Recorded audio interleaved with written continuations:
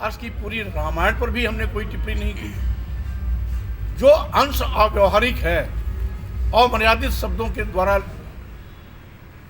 कहीं न कहीं गाली और अपमान के आधार हैं, उसको अलग करने के लिए कहा। तो मैं समझता हूँ इसमें किसी का पेट दर्द नहीं होना चाहिए। आज भारतीय संविधान है, भारतीय संविधान में सबको समान और बराबर का अधिकार है। इसलिए उसको हटाने की मांग करना न ये किसी पर कोई प्रहार है, न हमला है, न गाली है, बल्कि न्याय और इंसाफ की मांग है। कयासबाजी कोई कुछ भी लगाए, उसका कयासबाजी का कोई उत्तर नहीं होता। रही बात मेरे वक्तव्य और बयान का, वो सीधे सीधे मान सम्मान और स्वाभिमान से जुड़ा सवाल है। मेरी मान्यता है कि धर्म मानव कल्याण, मानव सम्मान, मानवता के सशक्तिकरण के लिए होता है। गाली धर्म नहीं हो सकता। कोई भी धर्म किसी को भी अपमानित नहीं करता। धर्म के नाम पर गाली और अपमान न व्यवहारिक है, न ही वो धर्म का हिस्सा है। इसलिए हमारी केवल बहुत छोटी सी मांग है कि तुलसीदास की रामायण रामचरितमानस में चौपाई के वो अंश जिससे देश की समस्त महिलाओं, आदिवासियों, दलितों, पिछड़ों को अपमानित करने के लिए हैं, उन पर की गई टिप्पणियां गाली समान हैं। इसलिए अपमानजनक टिप्पणियों को प्रतिबंधित किया जाए या उसको हटाया जाए। छोटी सी मांग है। मेरे बयान पर केवल उन्हीं लोगों ने आपत्ति दर्ज की है जो गाली देने वाली जमात में है। गाली देने वाले जमात के लोग केवल मेरे बयान पर टिप्पणी कर रहे हैं।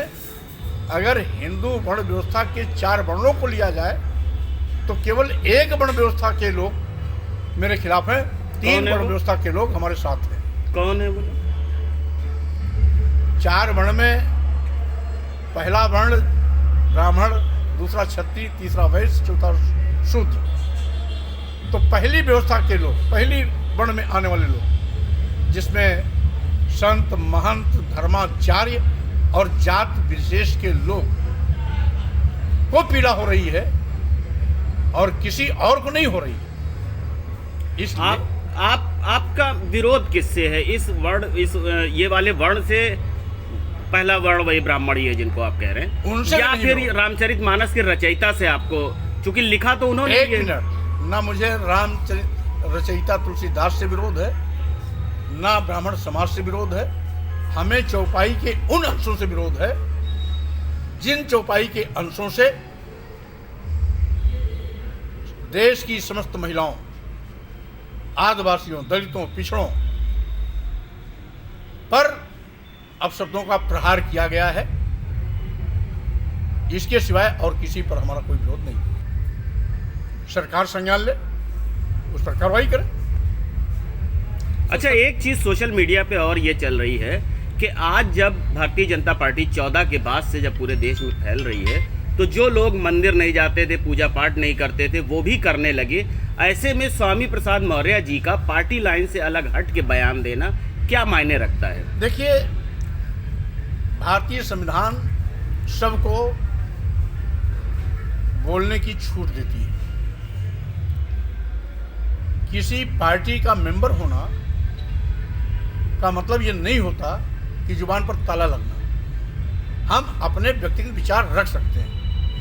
हमने पार्टी फोरम के नाम से अपना आपत्ति दर्ज नहीं किया था। जब पार्टी फोरम से मेरा बयान नहीं दिया गया तो पार्टी का बयान हो ही नहीं सकता। तो स्वामी प्रसाद मौर्य ने बयान देते वक्त कहा था ये मेरा निजी बयान है, व्यक्तिगत बयान। अब अगर कार्रवाई करती है पार्टी तो क्या करेंगे आप? अगर मगर कहीं दूर दूर तक ऐसा अंदेशा नहीं है और चूंकि पार्टी का बयान नहीं है, इसलिए पार्टी को इस पर कोई एतराज भी नहीं है और होना भी नहीं चाहिए। आपके दो सहयोगी, आज फैज़ाबाद से बयान आया कि अल्प ज्ञान है, अगर उनको देखना ही है तो 14 को कोसी परिक्रमा में अपने लोगों को देख ले, वहाँ पे सबसे ज़्यादा दलित पिछड़ा ही आता है। ऐसा है, पागल दूसरों को भी पागल समझता है, अल्पज्ञानी दूसरों को भी अल्पज्ञानी समझता है। ये उनका विशेषाधिकार हो सकता है, तुलसी बाबा ने उनको दिया है कि पूजा ही विप्र सकल गुणहीना, यानी समस्त गुणों से हीन, चोर हो, लंपट हो, व्यभिचारी हो, दुराचारी हो, देशद्रोही हो, फिर भी उसका सम्मान करिए, वो उस कैटेगरी में आते हैं। तो इसलिए उन पर मैं टिप्पणी इसलिए नहीं करता कि जिसकी जितनी बड़ी सोच है उतना ही बड़ा उसका बयान होगा, उतनी ही ऊंची उसकी सोच होगी। इसलिए ऐसे लोगों को मुझे तरस आता है जिनको पढ़ने लिखने का मौका नहीं मिलता और खुद तो ज्ञान रखते नहीं, दूसरों को भी अल्पज्ञानी कहने में थोड़ा भी शर्म नहीं आती।